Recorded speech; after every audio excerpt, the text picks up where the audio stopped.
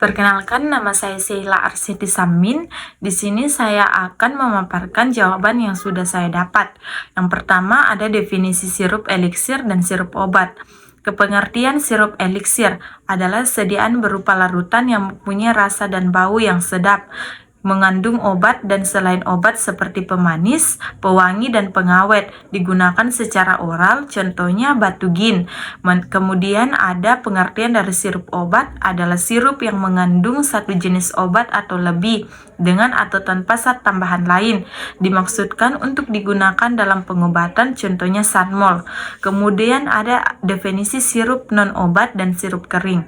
Pengertian sirup non-obat adalah larutan oral yang mengandung sukrosa atau gula lain kadar tinggi, contohnya sirup ceri, sirup marjan, sirup ABC rasa jeruk, sirup monin, dan kurnia sirup raspberry. Kemudian pengertian sirup kering adalah obat serbuk yang harus dilarutkan dahulu dengan air minum dan dalam ukuran tertentu. Contohnya sirup ceri, contohnya ada paracetamol dry syrup, ibuprofen dry syrup, cetirizine dry syrup, ambroxol dry syrup, dan loratadine dry syrup.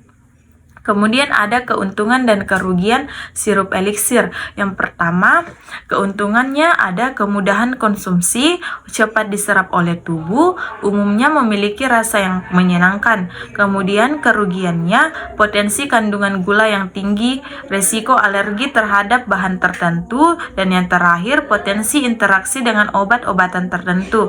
Kemudian keuntungan dan kerugian sirup obat. Keuntungannya, yang pertama, mudah dikonsumsi terutama untuk anak-anak yang sulit menelan obat. Yang kedua, memberikan rasa yang lebih enak. Kemudian yang ketiga, penyerapan lebih cepat. Obat dalam bentuk sirup dapat diserap lebih cepat oleh tubuh. Kemudian ada kerugiannya.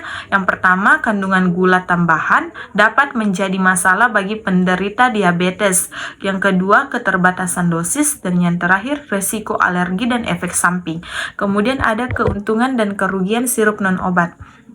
Keuntungannya, rasa yang menarik, variasi penggunaan, tidak mengandung zat obat. Kemudian kerugiannya, kandungan gula tinggi. Yang kedua, kurang nutrisi, dan yang ketiga, potensi ketergantungan rasa buatan. Kemudian ada keuntungan dan kerugian sirup kering. Keuntungannya, memiliki umur simpan yang lebih lama, memudahkan penyimpanan dan pengangkutan. Yang ketiga, berat yang lebih ringan, dapat mengurangi biaya pengiriman dan transportasi sehingga menjadi pilihan yang ekonomis. Kemudian ada kerugiannya, yang pertama, pembatasan penggunaan, kualitas rasa yang berubah, dan yang ketiga, proses produksi yang kompleks. Kemudian ada beberapa faktor yang mempengaruhi mekanisme kelarutan antara lain. Yang pertama ada sifat pelarut dan solut, sifat-sifat kimia dari pelarut dan solut seperti polaritas, keelektronegatifan, dan struktur molekul dapat memengaruhi kelarutan. Kemudian yang kedua ada tekanan.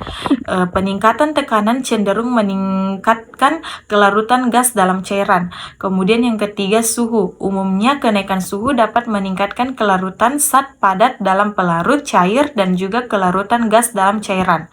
Kemudian yang keempat, jumlah zat yang ada. Hukum Henry menyatakan bahwa kelarutan gas dalam cairan meningkat seiring dengan meningkatnya tekanan gas di atas permukaan cairan.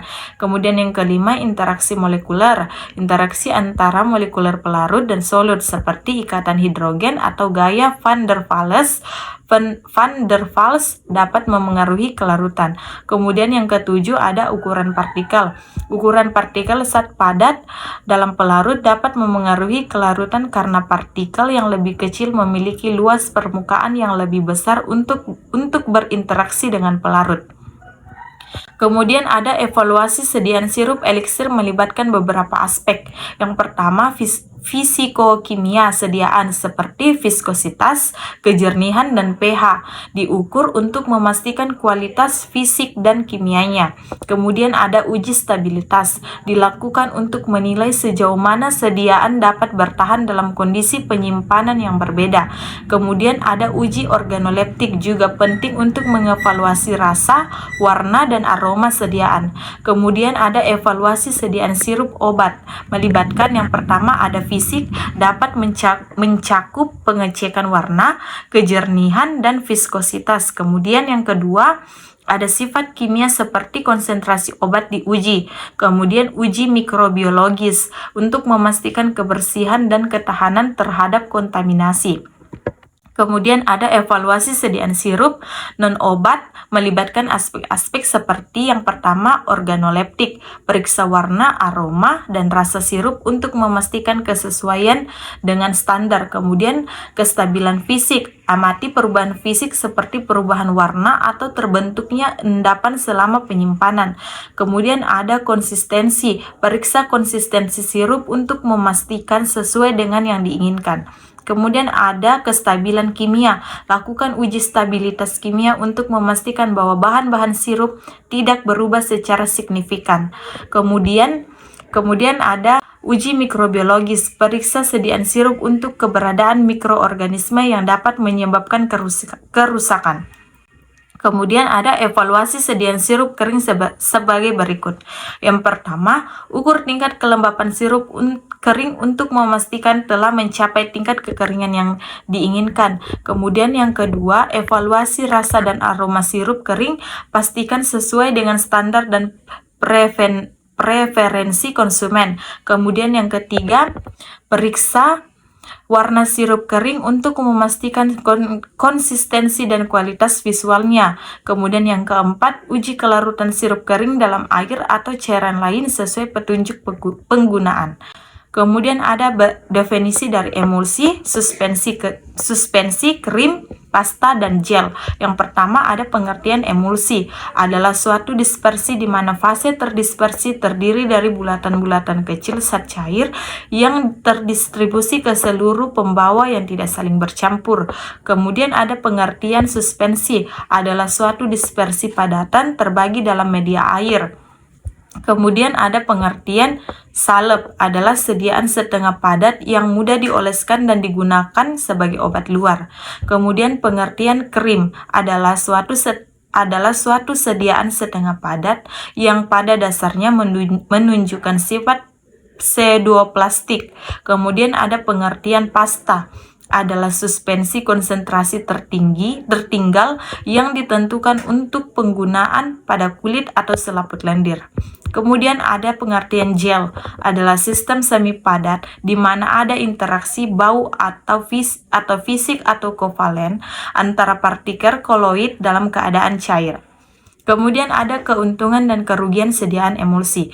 Keuntungannya yang pertama, penyampaian zat-zat tak larut air. Yang kedua, stabilitas dan umur simpan. Dan yang ketiga, peningkatan rasa dan penampilan. Kemudian ada kerugiannya, yang pertama, instabilitas fisik. Kedua, proses produksi yang rumit. Dan yang ketiga, potensi reaksi alergi. Kemudian ada keuntungan dan kerugian sediaan suspensi.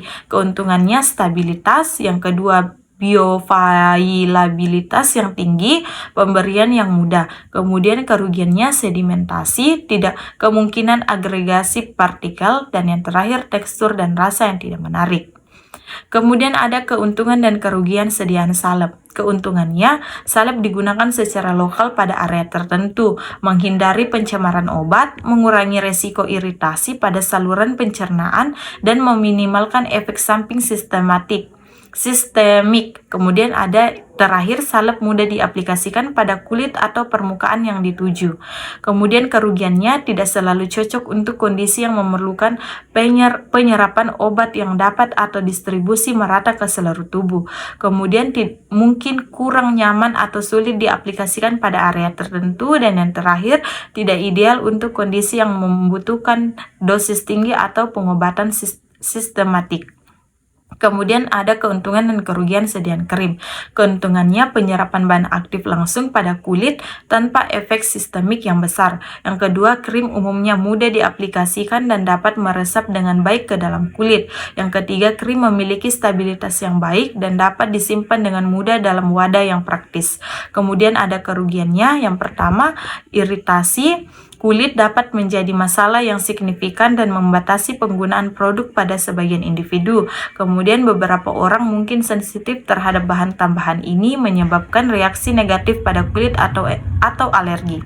Kemudian keuntungan dan kerugian sediaan pasta. Keuntungannya, pasta gigi mengandung abrasif untuk membersihkan plak dan sisa makanan. Yang kedua, banyak pasta gigi mengandung fluoride yang dapat menguatkan enamel gigi. Kemudian kerugiannya, beberapa pasta gigi mengandung pewarna dan flavoring buatan yang dapat menyebabkan iritasi pada beberapa individu. Kemudian penggunaan berlebihan pasta gigi, terutama yang menggunakan fluoride, dapat menyebabkan masalah kesehatan seperti fluorisis.